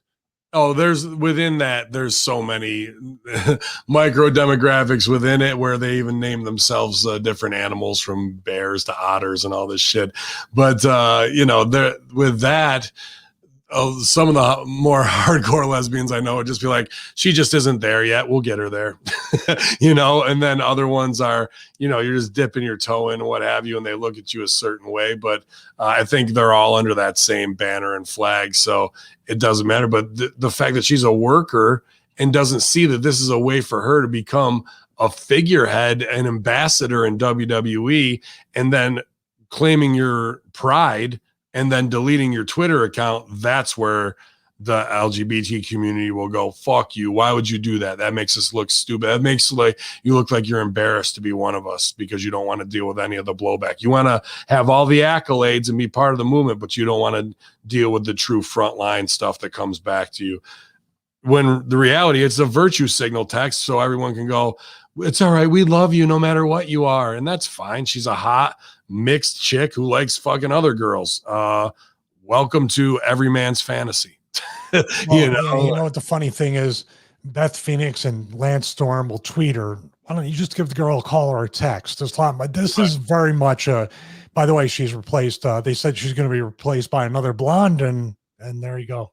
There's a new backstage interview for WWE. Nice. I wonder when she'll come out. She would love to interview you back at your office after the Senate hearing. After the vaccines. But yeah, Stevie, that is our news for the day. We made it again. I just don't understand that last one. You always get me with that last one. I don't understand it. If it's she should have announced it on Talking Smack and talked about it or did whatever. There's deleting the Twitter afterwards is very odd. You can just not pick up the phone and not open Twitter too. You just go delete app, and then when you want it back on there and you feel, just re-download it. I even just taking the fucking, but they can't. That's a hard sell, isn't it? That's such a hard sell. And what do we mean when we say that? Isn't like it's hard to sell a product to somebody. We're saying they're selling for and exposing themselves completely after they do one thing, and then the show don't tell of what you do makes everyone go, instead, at first they start like, oh, good for her. And then when she deletes it, they roll their eyes like, ugh, We're You dealing know with what's funny is compared to what they do. Just give me a second here because I want to show you. I'll show you something. I'll let you finish your thought. I'm sorry. I thought no, it's just it makes you roll your eyes because it takes what you claim to be proud of, or you're tired of having to choose. And I'm going to be me, and I'm proud of me. But I guess I'm not proud enough to leave my Twitter up because I'm too sensitive for anybody who might say anything back to me. It's just, I'm telling you one thing, but my actions show a completely different side, and that's a hard sell. Now, while this was going on, what I was going to tweet, because I don't tweet very much, because I was very proud of all this morning, I was working on the Batman 66 transition for my videos because I'm a nerd. I'm not cool like most people are. But here's what I have here. There's I like it. I like it. That's excellent. Odin I gotta get the motion blur down, but I'm trying. That's how I spend my time. I don't go online and do whatever. And Sal was the one that actually, he got off Twitter. I didn't delete see, that's the thing. I didn't delete my Twitter account. I just hardly ever log into it ever. I don't think I've logged into it in like months. So I don't tell people to follow me. I don't do anything. I tweet stuff out from another app that shares from Instagram. So for me, it's like, it's not like I'm ignoring people because I communicate with people if they want to email me. Mostly it's just email. If you want to email me, you can do that. That way it's not anonymous and I know who I'm talking to. And if nobody's going to really, although occasionally I do get the occasional death threat via email for being motivational. Like I'm such a negative, hate-filled person. It's like, you should die. You should die because you're a jobber that can't create a training program. You're not Chris Jericho. I'm telling you, dude, you wouldn't believe how many people that's what they end with. The fuck do you know? You're not Chris Jericho. You don't know how to work out. Well, okay. You're not Chris Jericho, and neither am I. But shout out to Chris for doing whatever he does too, man. Oh yeah, I think that's not a slight on Chris. I'm just saying, like, I'm going to use that. I'm going to use that in every argument going forward. At the end, that's going to be my closer. No matter what, if I have to with Spectrum Cable, I'll be like, "You're not Chris Jericho." Well, anytime I say anything that offends anybody at the end, now I just go, "Hey, I'm just a boy with a dream." And the boyhood dream lives on as we get to cover another week of wrestling. I'll be back at about 1 p.m. or maybe a little after, depending on when Sue runs in, to talk Light the Fuse and all of this craziness with SHAQ and Tully being back in the ring and, all the run-ins. He looked great for his age. He was in better shape than some of the young guys. Absolutely. The match was the shits, but what are you going to do? So Stevie, plenty of production going on here today at the missile silo for Hamin Media Compound. What do you got on the agenda? Well, my wife, we downloaded the voiceover training course, so I'm going to start setting up one of the closets in here. We have a master bedroom closet where usually is the best place to do voiceover work if you got a shotgun mic. Obviously, all the mics I sound like shit on, so I got to figure out what I'm going to get next. But I'm going to help her with that and get her voiceover career started with that, and also to help me to learn how to voice over certain things because these reads aren't getting any better. I'm sorry, X-Chair. I'll do my best. They're not getting any better. They're fine. And thanks to everyone who's been asked about the Roadcaster Pro. Definitely become part of Team Roadcaster. Jason hit me back, said there isn't any place that we actually send them, but you can go to roadcaster.com/ I think Roadcaster itself. And roadmics.com, I think. roadmics.com/roadcaster, and you can see where they're available. Pick your favorite store, but I wish we could do more to say, hey, HMG sent you there, but just tweet them and say I'm pumped to get my Roadcaster Pro because it's the best piece of equipment that I've used, especially at the price point, and what you get out of it is worth 10 times more, man, creatively. So they say your audio. We still haven't got the most out of these because, like, this is a legitimate radio console. A legitimate, you can have an entire radio station. I just played that Odin Batman 66 clip. Thanks, Mike. Thanks. You're very, very kind. Saying my audio sounds wonderful. You can, like, my phone was hooked up and wired to that. So if you have Google Voice and you want to take live phone calls for a sports call-in show, a talk show, any of that stuff. And here's a little trick.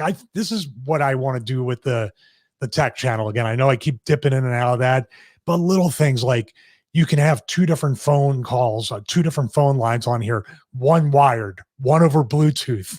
You can have the sound pads. You have all this stuff that legitimately, just the ability to take phone calls with a telephonic system, I believe it was called, or something like that, $1,100, $1,200. And you have to keep routing it and have a ton of wires. This stuff is plug and play, ready to go. The Aphex processors, I know I speak like in detail, but just over the years, you have a mixer right now. You had a mixer before. Just to dial in the sound, get the mix minus, do all this bullshit, get a DBX 286S, and then you have to dial that in just to be able to turn it on and off. And then if you want to kind of dial it in, you can do that. I just have, this is probably the best piece of production equipment that's been invented in the past 20, 30 years. Absolutely. And Lord Jamar has it, and look how good he sounded, Stevie. Fucking son of a I love him, but I hate him. Let me do my X chair read here. I got to get it in. Go for it. Okay, let me see here. Because all seriousness, we've been sitting here. The locker rooms just keep getting longer and longer with the headlines that are more ridiculous each time. And of course, conspiracies on the front end extend the show. This here, speaking of the best, this X chair has probably been the best investment I've made. I had a gamer chair, really enjoyed it for what it was, but for content creation, video editing, long podcasts like we have here, and having compression fractures in my lower back, this here between the DVL, the dynamic variable lumbar support, which just basically moves with you. It's kind of like I have a neck pillow when I sleep, so it kind of moves with how I move when I sleep. I was going to say when I work out, but you think I work out in my sleep anyway. Yeah.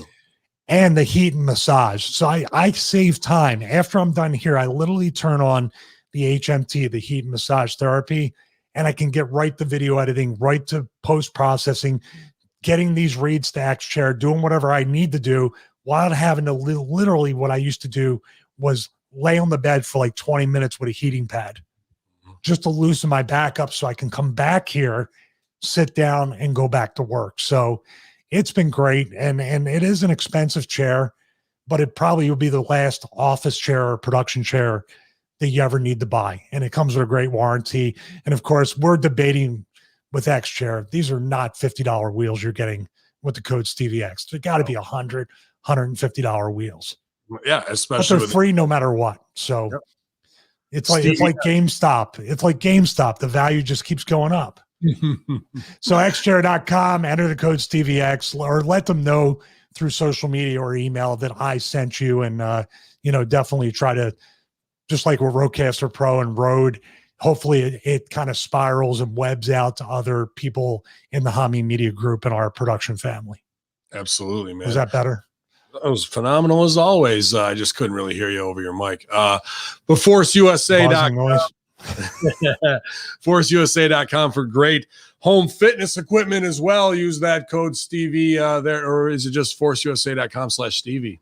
ForceUSA.com/Stevie, DiamondbackFitness.com/Stevie.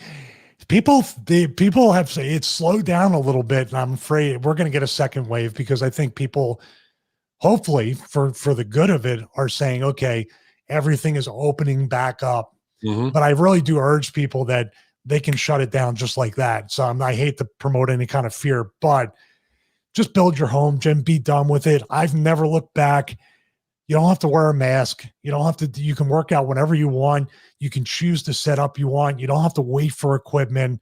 Same thing with the bands. If you just want to buy bands and the programs at StevieRichardsFitness.com, just take control of your fitness journey. Don't let someone tell you, yes, you may work out today, but only for an hour. But you need to make sure you're socially distanced. Oh, you can't. We shut this treadmill down, so you're going to have to wait till someone else's time. I've seen these things. Life and time is precious. Just invest in yourself, invest in the home or garage gym, and trust me, it'll be the last piece of equipment you buy. It'd be great. And then you might have some ghosts walk through your garage too, so we can get all that. Happened this morning, dude.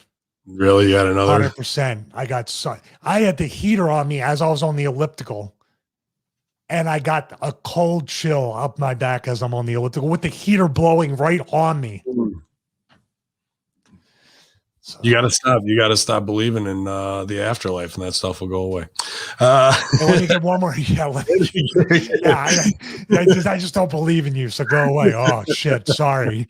This way we got another non-believer here, Carl. We were so. By the way, I just wanted one more last thing. It's still up on the YouTube channel. It's one of my favorite things that I ever produced, and one of my favorite things that we've ever done together. We haven't been together, and we are going to resubmit this for a TV show. It's our paranormal investigation, Capitol Theater, Rome, New York. It's about 14, 15 minutes long, but it's one of my proudest moments of us doing stuff together and then producing it with minimum equipment and trying to make the best out of what we had. And I'm very proud of what we did that night. Me too, man. That was one of my favorite bonding experiences in the history of my wrestling career and our partnership, friendship, and just making a great piece of content. And Capitol Theater is where I grew up, man. You know, that's since age 12. So to be able to share that with you guys and know what was going on. And then the girl breaks out the picture of the ghost. I was like, damn, I wasn't ready for that either, too. So a great piece we all got to work on. Check that out. The Conspiracy Horseman Paranormal Investigation at the Capitol Theater. It's on both of our YouTube channels, easily searchable. If you can't find it, just hit the call buzzer, and Tommy will come back there and hit you in the head with a tack hammer because you are a retard. But y'all, it's Hacker Hamin. It's Big Stevie Cool. It's the Friday Locker Room Infidels, free at hackerhamin.podbean.com, wherever you get your podcasts and shitty wrestling news. We'll be there. Y'all.